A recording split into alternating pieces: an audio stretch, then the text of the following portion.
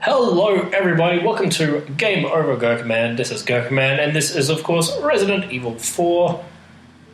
It is Monday today, although I am recording this on a Wednesday.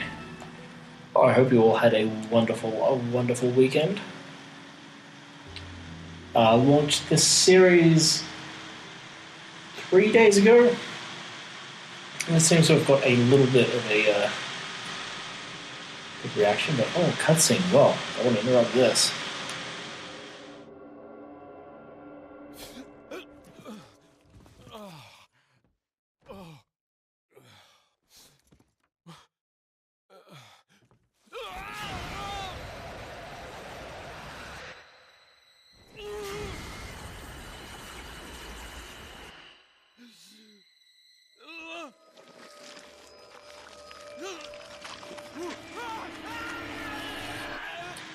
Yes, normally you'd be able to see his wrists when that was happening, but because of the special costume, of course, that wasn't the case.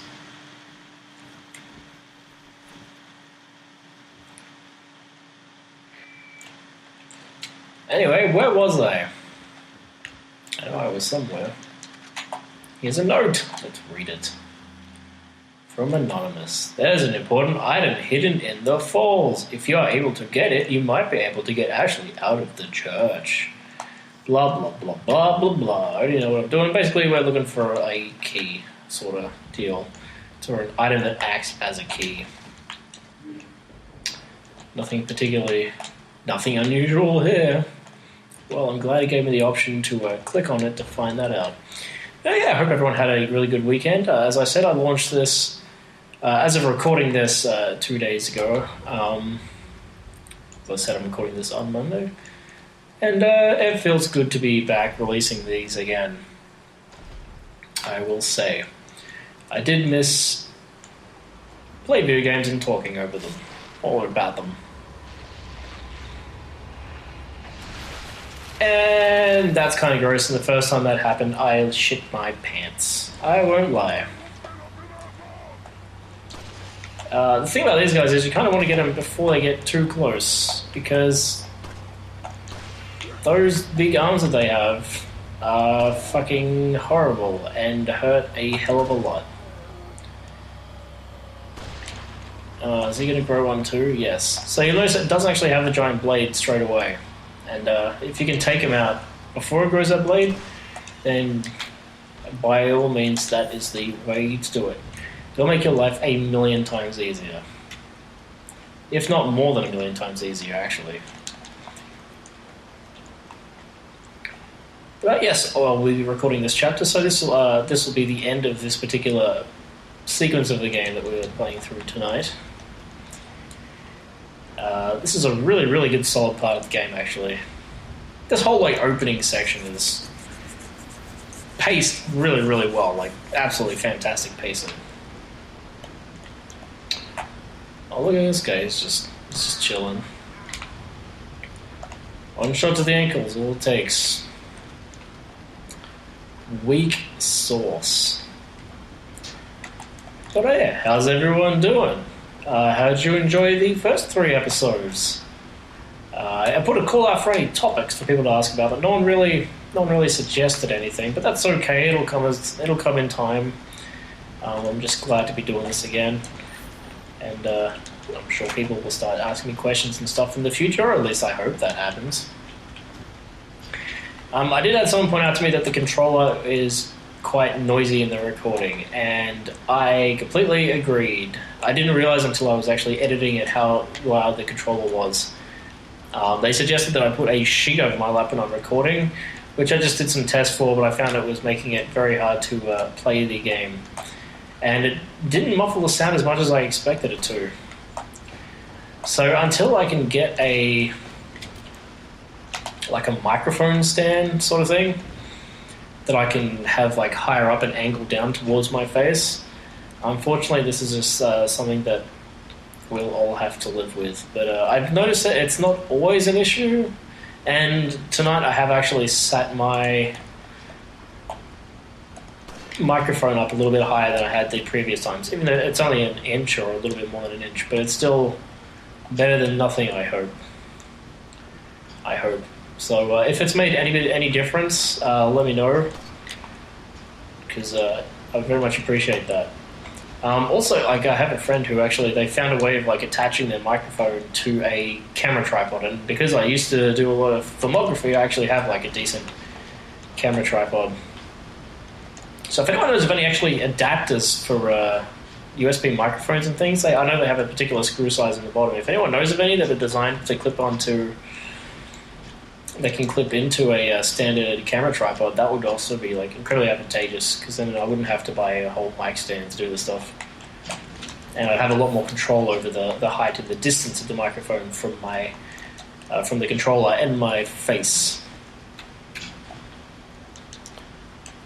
But like, yes, pull the lever, of course, pull the lever. I'd hesitate to call that a puzzle, but it is kind of like this Rule Goldberg machine thing happening here, which I do appreciate. Sending all these cogs, blocking water, all the fun stuff. I kind of actually forget what effect that has and why that opens things up. Like, I know it just, for some reason, Leon couldn't pass through that waterfall. It was apparently too heavy for him. But it was actually just an invisible wall and a forced bottleneck puzzle. But, you know, you gotta have those. Otherwise, you just walk straight through here and it would have been really easy. And where would the fun be in that? Okay, so we've got people attacking us from both sides. Let's do this the quick and easy way. The guys behind us, generally, if they're actually jumping from box to box, you can shoot them and they fall into the water. And that's always a good option to take. But you don't get any gold for that. And as if this is your first time, our goal here is to get enough money to buy the Chicago typewriter. So we want to get as much gold as we can. Which means not taking shortcuts. We want to stop as many guys as we can from falling in the water. Because obviously if they're in the water, there's no gold. Take the round insignia. Why, yes, I will. It's 10 degrees today. That's an interesting little fact. It is not quite yet spring here in Halifax, but it is definitely warming up, and a lot of the snow outside melted. We're supposed to be getting a ton of snow this weekend, which I'm not overly excited about, because it means on Monday the roads are going to be crap. But today it got up to 8 degrees, and it was supposed to be wet most of the day, but it wasn't. At least it wasn't where I was, and it was really just really nice. And like even now, like I'm sitting here like a t-shirt and shorts in the lounge room. Usually it gets quite cool in here, at least for a while. Eventually, all these consoles running and the TV heat up the room, but at the moment it's actually like really pleasant in here. I'm just chilling out in my shorts. It's great. I can't wait for springtime. I'll also be moving in the next couple of weeks, so that's another thing that'll be happening, and hopefully it won't affect my recording schedule. I think I talked about this in the last episode I did. But oh yeah, I decided what the game that we'll be replacing, because Rogue Leader is also running now. You'll notice that it has the old Game Over Gerkinman intro. That's because these were filmed last. The Rogue Leader. Oh. Shh, shh, shh. This is my favorite cutscene.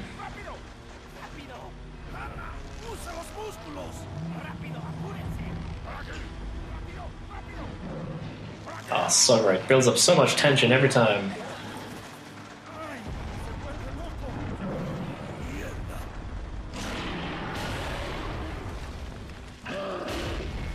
Kaboom! El Gigante.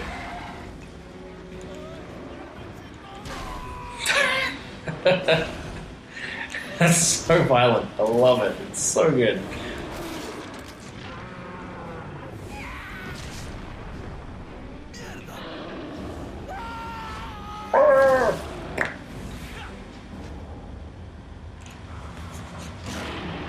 What a great introduction to a boss. El Gigante. This guy, the first time you fight him is... Oh, actually, he's not super difficult, but it's certainly not easy. It's also not the last time we'll be seeing him, I can assure you of that. Spoilers. But, oh crap, he's got a tree. With these fully upgraded... Oh, shit. With these fully upgraded weapons, he's actually pretty easy to take out. I'm not gonna lie. Oops, that's not what I wanted to do. I love the fact this game's like, oh, hey, what's that? You're in the middle of a boss fight. Why don't you, take a break to sort out your inventory? We'll wait for you. We're not in a hurry. I'm sure you guys just want to see me shoot this guy in the face. And so that's what I'll do. I always found the easiest way to beat this guy is just to run between his legs. Oh.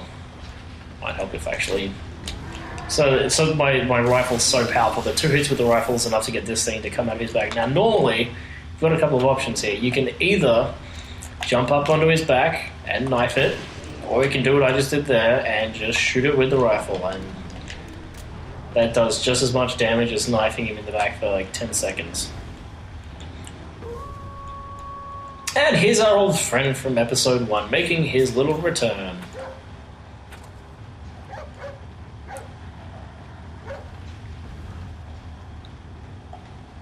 Just confusing the guy. I really like the fact that they included that. It's a really nice little touch. I appreciate it immensely. Yeah, 3 rifle shots is all it takes to bring him to his knees. So that's it. He's already dead. Oh my god. So that fight when you're not playing New Game Plus can take 5-10 minutes. The dog didn't even get hurt. So, that's the power of a fully upgraded semi-automatic rifle. Quite possibly totally OP. And by quite possibly, I mean most certainly totally OP. But we get a nice little payout for beating this guy. So what else has been happening? I started playing Metro last night on the weekend. I was originally playing a game called X-Blades on the Xbox 360, which is an action game. And I didn't know a whole much about it. I paid like $2 for it on eBay. I was like, because I just collect random games off eBay, right? If I see a game for the right price, I will pick it up regardless. It's like, it doesn't matter if I know what it is or not. I just kind of like collect games like that, mainly for the Xbox 360 and PlayStation 3. I'd like to for the Wii, but because we've only got a Power Wii U, that's not really ideal. But anyway, so I picked up this game called X-Blades, and I actually put quite a few hours into it. It didn't get all that far because the game's terrible and unbalanced, and it's kind of like it's a hack and slash action game, which I actually quite enjoy that genre. I recently played through Conan, which was a very derivative, God of War derivative hack and slash action game, but I still enjoyed it. And that had Ron Perlman doing voices and stuff, but X-Blades was, you're basically a naked woman, which is already not a good start for a game, and you, oh shit! I totally forgot about these guys. And you slash at things with your blades. And that's the game. And it's really not very fun. It's got a really bland combat system, which I couldn't get into. Magic system's jank, and instead of being like one long world, like using a game like Conan, each level's like this big long environment, and you make your way from point A to point B. Or in a game like God of War, you're always going from point A to point B. This game, for some reason, has like tiny little arenas, and it's just like a series of little arena fights, which is, not fun. It felt very old. Like it did look kind of like a modern game. Like the visuals weren't dreadful. It had like an interesting cell shading look to it, but it definitely felt very old. Oh, you were in a church now. How creepy. But anyway, this is the first one I've done this on. Like, I've played through some terrible games. Like, I forced myself to finish Jumper, which was only a few hours long, but it was the longest few hours of my life. And I finished Spider-Man on the GameCube, which I was originally playing through for review, and then my review footage got all messed up. But I still finished it, but this game I just couldn't get into. I will have to come back to it and finish it, because my rule is I have to finish everything that I start. But, yeah, really bad. Avoid X-Blades. It's a little puzzle. The interface, it's a very straightforward puzzle. The interface is super simple. All you have to do is rotate these things. I'm not a big fan of the way you select the color and then rotate it. I wish there could have been another way that they did the interface for that. But I guess, like I said, it's a GameCube game. It was 2004 or whatever it was. You can forgive it for that. But, I keep getting distracted. What was I talking about? Oh, yeah. So, anyway, I gave up on X-Blades. I am going to have to come back to it and finish it, because those are the rules. Those are my rules. I'm not allowed to be buying any new games, generally, until I'm not allowed to spend any more than $10 on games a month. Cutscene. Can't talk.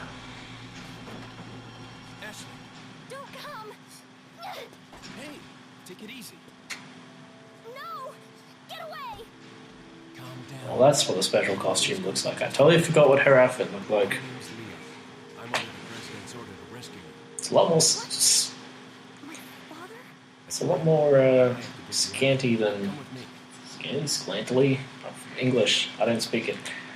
It certainly doesn't cover as much as a regular outfit. Maybe that's why they made it a special outfit. Looks like she's ready to go to a disco.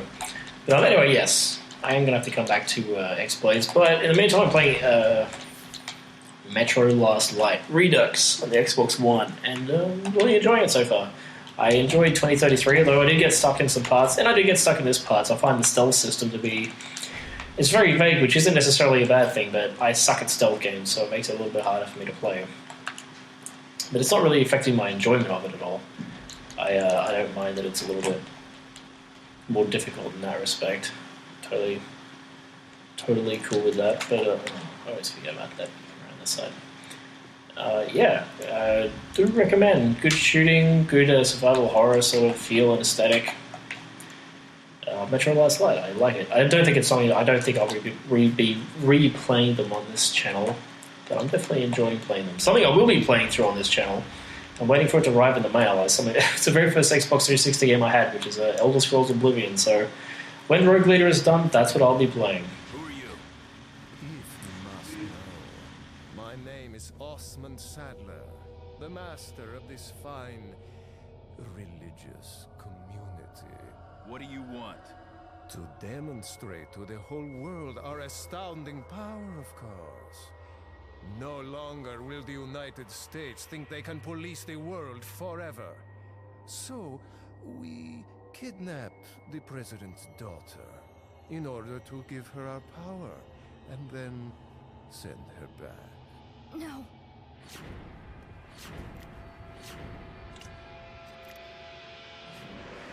Leon, I think they shot something in my neck. What did you do to her? We just planted her a little gift. Oh, there's going to be one hell of a party when she returns home to her loving father. But before that, I thought I might bargain with the president for some donation. Believe it or not, it takes quite a lot of money to keep this church up and running. Faith and money will lead you nowhere, Sadler. Oh, I believe I forgot to tell you that we gave you the same gift. When I was unconscious.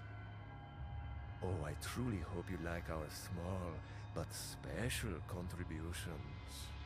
When the eggs hatch, you will become my puppets. Involuntarily, you'll do as I say. I'll have total control over your minds. Don't you think this is a revolutionary way to promulgate one's faith? Sounds more like an alien invasion if you ask me. Oh man, Leon's got all the singers. Pew pew pew. Yeah, Sadler's got like really, really dumb plans for world domination. He should have just put these guys in cages and waited for the things to hatch. What happened to us? Instead, he's letting all this shit happen. But, you know, whatever, it wouldn't be a game if that's what he did, so gotta take with the good with the bad. And speaking of the good with the bad, that's the end of the episode. I hope you enjoyed it, and I hope you'll join me on Wednesday for another all-new episode of Resident Evil 4. I know I'm looking forward to it. So I'll see you then and have a great day.